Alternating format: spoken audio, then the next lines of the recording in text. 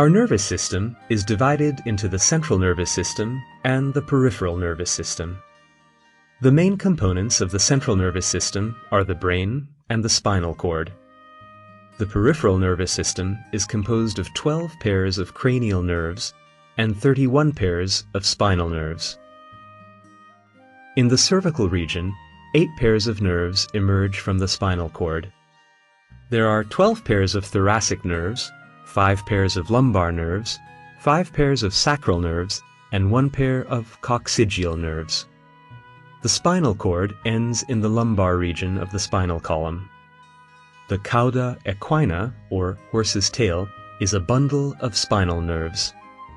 Spinal nerves are responsible for carrying information between the central nervous system and other parts of the body.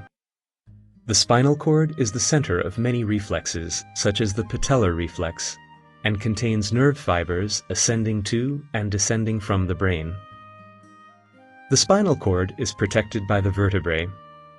Nerves emerge above the transverse processes of the vertebrae. The elasticity of the intervertebral discs provides flexibility for the spinal cord. The spinal cord and the brain are also protected by 3 layers of membranes called meninges: the external dura mater, the arachnoid mater, and the internal pia mater. The arachnoid mater is a thin membrane with a spider web-like structure.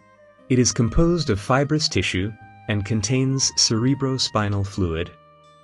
This fluid protects the central nervous system, providing a mechanical protection and decreasing the net weight of the brain. The spinal cord consists of an external white substance and a gray, butterfly-shaped central region made up of nerve cell bodies. Nerve fibers make up pathways in the white matter. Ascending pathways contain sensory fibers that originate in the body, while descending pathways contain motor fibers that originate in the brain. The color of the white matter is due to the myelin sheath that covers nerve fibers.